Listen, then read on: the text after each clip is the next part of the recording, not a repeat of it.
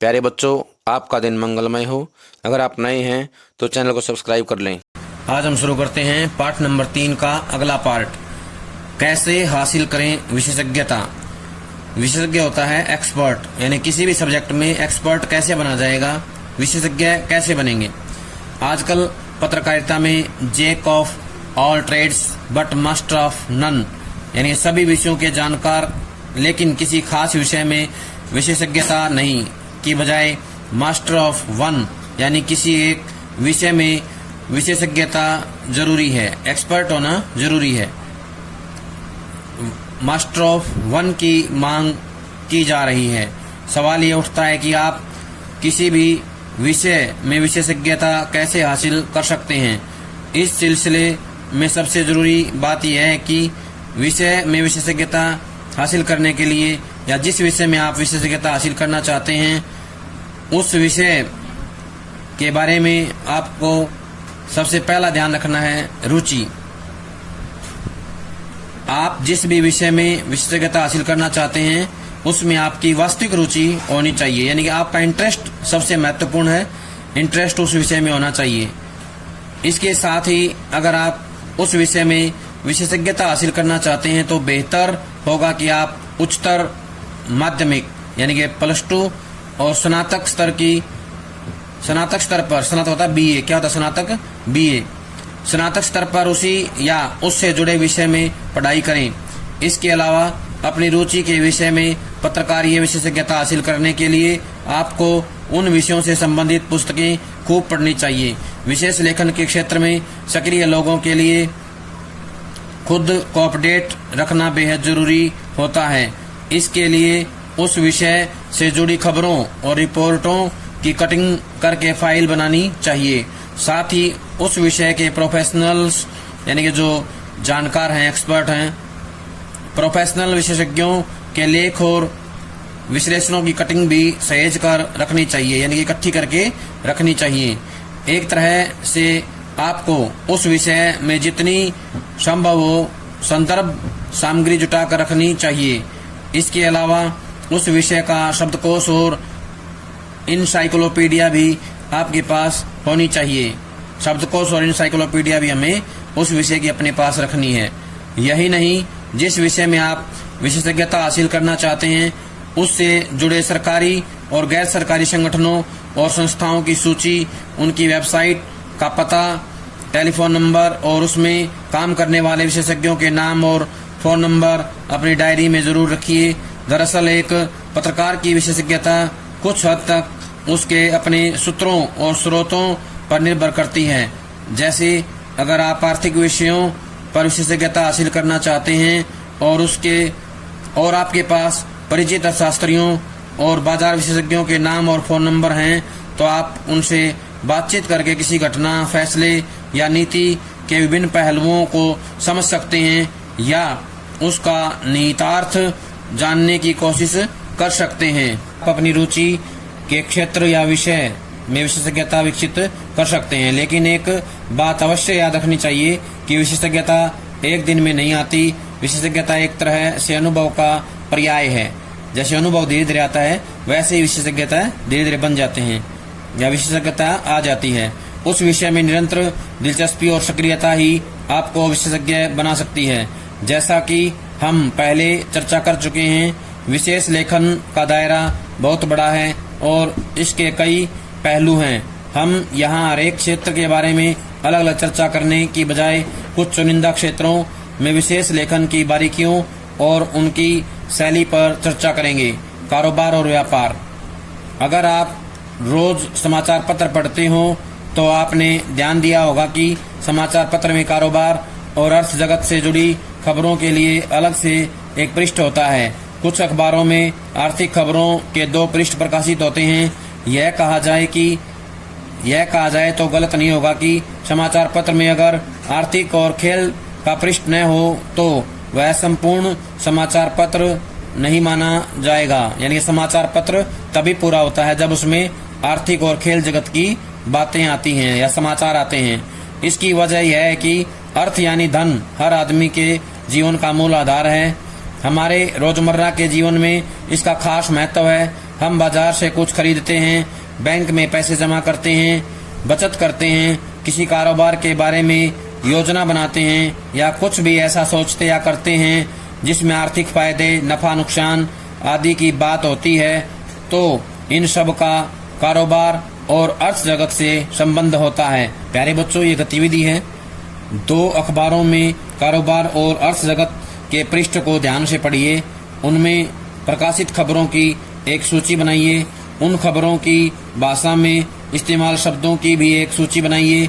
आर्थिक विषयों पर प्रकाशित टिप्पणियों और विश्लेषणों को ध्यान से पढ़िए। इन सब के आधार पर 200 शब्दों की एक रिपोर्ट तैयार कीजिए और बताइए कि आर्थिक विषयों पर लेखन अन्य प्रकार के पत्रकारीय लेखन से किस प्रकार अलग है। किसी एक समाचार पत्र में प्रकाशित होने वाली मंडी के भाव पर आधारित एक सप्ताह की खबरें और उनका विश्लेषण इकट्ठा कीजिए, उसे ध्यान से पढ़िए और बताइए कि क्या वह एक सामान्य पाठक की समझ में आ सकती है। तो इसके ऊपर आपको एक जो है लेख लिखना है, लेख लिख के जो है विद्यालय में दिखाना है। इन सब का अर्थ जगत से संबंध जुड़ता है, यानी कारोबार और अर्थ जगत से इनका संबंध होता है। यही कारण है कि कारोबार, व्यापार और अर्थ जगत से जुड़ी खबरों में काफी पाठकों की रुचि होती है। आप अक्सर सुनते होंगे कि शेयर बाजार का सेंसेक्स इतना चढ़ा या नीचे गिर गया। इसी तरह सोने चांदी के भाव, विदेशी मुद्रा जैसे डॉलर, बॉन्ड आदि की कीमत, जरूरी उपभोक्ता चीजों की कीमत या खेती बाड़ी से जुड़ी चीजों की कीमत घटती बढ़ती रहती है। इसके पीछे कौन कौन से कारण हैं, आम लोगों को इससे क्या फायदा या क्या नुकसान होगा, या इसका उसके जीवन में, उनके जीवन पर क्या प्रभाव पड़ेगा या क्या असर पड़ेगा और उन्हें बचाव के लिए क्या क्या करना चाहिए आदि जानकारियों में आम पाठक की भी दिलचस्पी होती है। कारोबार, व्यापार और अर्थ जगत का क्षेत्र काफी व्यापक है। इसमें कृषि से लेकर उद्योग तक और व्यापार से लेकर शेयर बाजार तक अर्थव्यवस्था से जुड़े सभी क्षेत्र शामिल हैं। इन सभी क्षेत्रों में एक साथ विशेषज्ञता हासिल करना कठिन है। यही कारण है कि कारोबार और अर्थ जगत में भी आपको कोई खास क्षेत्र चुनना पड़ता है। जैसे कोई शेयर बाजार का विशेषज्ञ है तो कोई निवेश के मामलों का, कोई बैंकिंग का विशेषज्ञ है तो कोई प्रॉपर्टी के क्षेत्र में ज्यादा जानता है, कोई बजट का जानकार है तो कोई मंडी का। पिछले कुछ वर्षों में आर्थिक पत्रकारिता का महत्व काफी बढ़ा है। ऐसा इसलिए क्योंकि देश की राजनीति और अर्थव्यवस्था के बीच रिश्ता गहरा हुआ है। खासकर आर्थिक उदारीकरण और देश में खुली अर्थव्यवस्था लागू होने के बाद से अर्थव्यवस्था में व्यापक बदलाव आया है। राजनीति भी इससे अछूती नहीं है। वैसे भी अर्थनीति और राजनीति के बीच गहरा रिश्ता होता है, इसलिए एक इससे अछूती नहीं है। इसलिए एक आर्थिक पत्रकार को देश की राजनीति और उसमें हो रहे बदलाव की भी जानकारी होनी चाहिए। जो भी अर्थव्यवस्था का पत्रकार है या विशेषज्ञ बनना चाहता है, उसे राजनीति के साथ साथ आर्थिक गतिविधियों की जानकारी होनी चाहिए। ये दोनों एक दूसरे से जुड़े हुए हैं। राजनीति और अर्थव्यवस्था, इन दोनों के बारे में पूरा ज्ञान उसको होना चाहिए। आर्थिक मामलों की पत्रकारिता सामान्य पत्रकारिता की तुलना में काफी जटिल होती है। ऐसा इसलिए क्योंकि आम लोगों को इसकी शब्दावलियों के बारे में या उनके मतलब के बारे में ठीक से पता नहीं होता। उसे आम लोगों की समझ में आने के लायक बनाकर या लायक कैसे बनाया जाए, यह आर्थिक मामलों के पत्रकार के सामने सबसे बड़ी चुनौती होती है। लेकिन इसके साथ ही आर्थिक खबरों का एक ऐसा पाठक वर्ग होता है जो उस क्षेत्र से जुड़ा होने के कारण उसके बारे में काफी जानता है। एक आर्थिक पत्रकार को इन दोनों तरह के पाठकों की जरूरत को पूरा करना पड़ता है। इसलिए आर्थिक मामलों पर विशेष लेखन करते हुए इस बात का हमेशा ध्यान रखा जाना चाहिए कि वह किस वर्ग के पाठक के लिए लिखा जा रहा है। कारोबार और अर्थ जगत से जुड़ी रोजमर्रा की खबरें उल्टा पिरामिड शैली में लिखी जाती हैं। शेयर बाजार के एक समाचार के उदाहरण के तौर पर गौर कीजिए। ये जो है उदाहरण दिया गया है। स्टॉकिस्टों की चौतरफा बिकवाली से उड़द टूटी, यानी उड़द के भाव में कुछ कमी आई।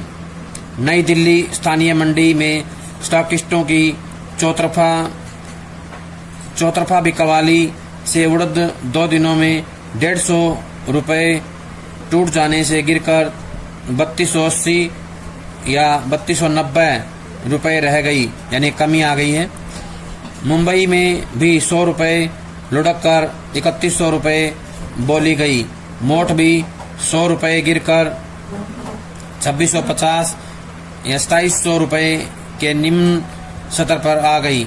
मसूर भी ललितपुर एवं सिहोरा लाइन से प्रचुर मात्रा में आने एवं ग्राहक के कमजोर होने से 25 से 50 रुपये टूट कर मोटी 1900 रुपये एवं टोटी 2450 रुपये रह गई। 25 रुपये की मंदी आ गई, जिससे यहाँ भी मिलों की मांग ठंडी पड़ने एवं स्टॉकिस्टों की बिकवाली से 45 या 50 रुपये गिरकर 2325 से 2375 रुपये भाव रह गए। इसकी दाल में भी 50 रुपये की मंदी आ गई, यानी कि ये जो है प्रभाव दिखाया गया है, किस पर कितना प्रभाव पड़ा है। इन रोजमर्रा की खबरों के अलावा सोने की बढ़ती कीमतों का विश्लेषण करता एक फीचर प्रस्तुत है, जो विशेष लेखन का एक अच्छा उदाहरण है। यानी फीचर का जो है इसमें दिया गया है। नित नया शिखर नया निखार।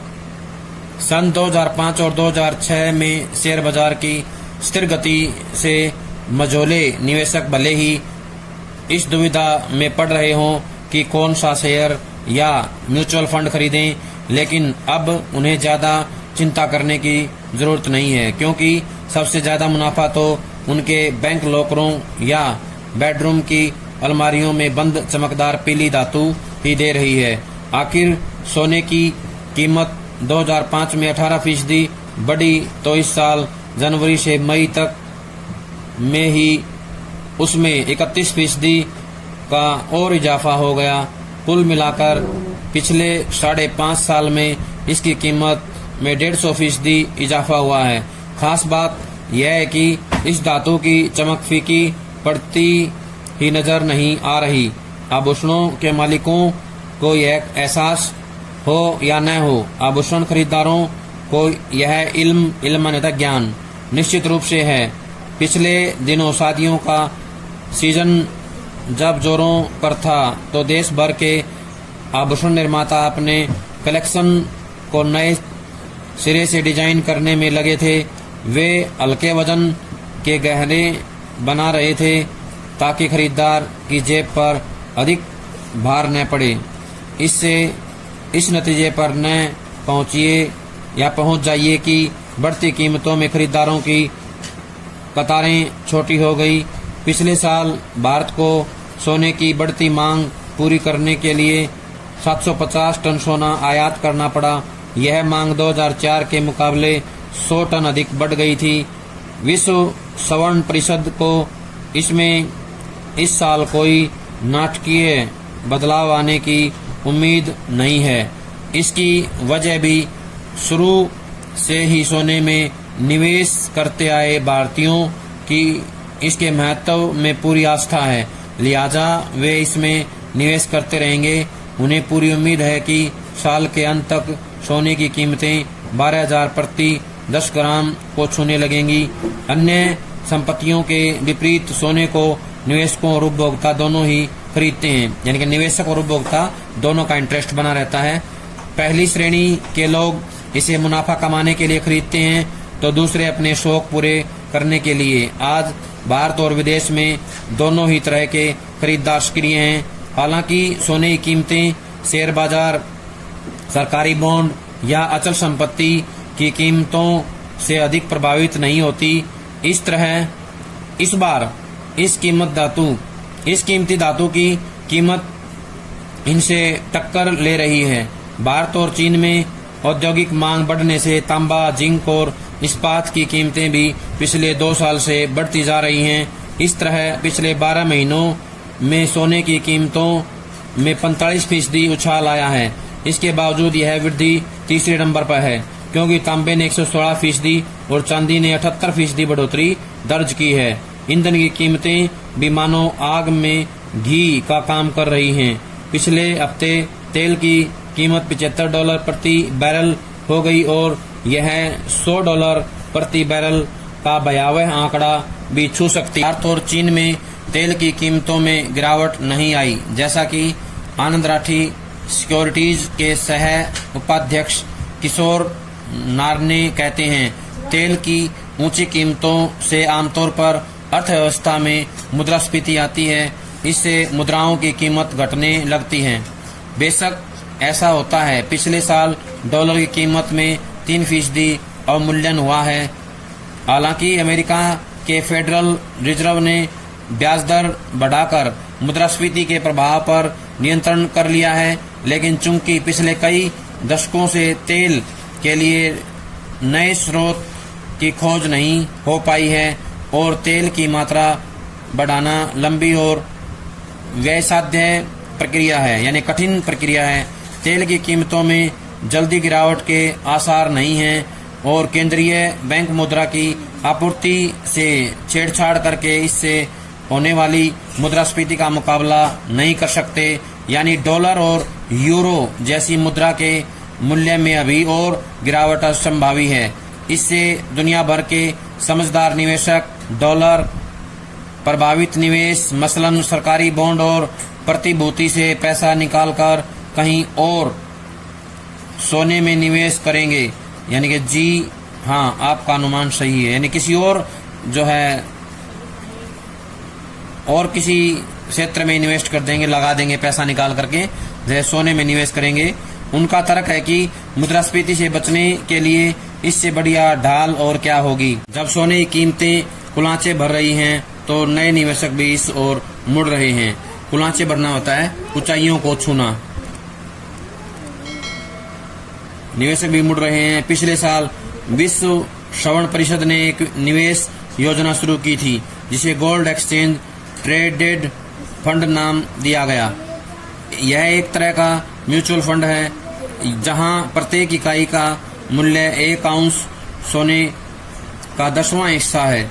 विश्व श्रवण परिषद की भारत शाखा के प्रबंधक निदेशक संजीव अग्रवाल कहते हैं, जब से यह फंड लंदन और न्यूयॉर्क में उतारा गया है, गोल्ड म्यूचुअल फंड्स ने 500 टन सोना उगा लिया है।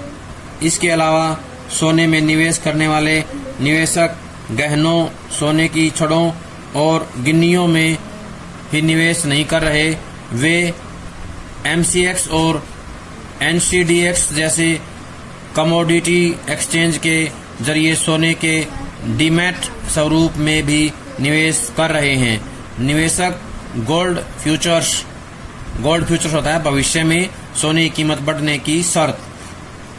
गोल्ड फ्यूचर्स में भी निवेश कर सकते हैं।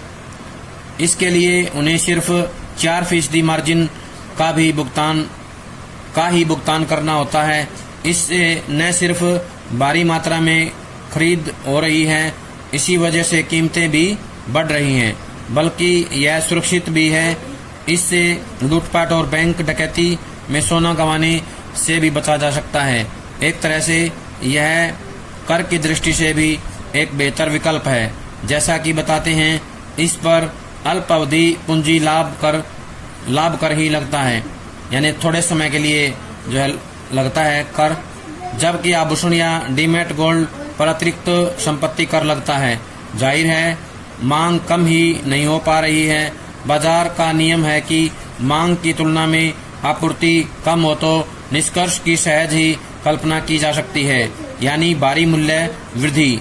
विश्व में सर्वाधिक सोना उत्पादन करने वाला देश दक्षिण अफ्रीका भी अब कम उत्पादन कर रहा है। तो यहाँ प्रश्न बनता है, विश्व में सबसे अधिक सोना कौन उत्पादन करता है?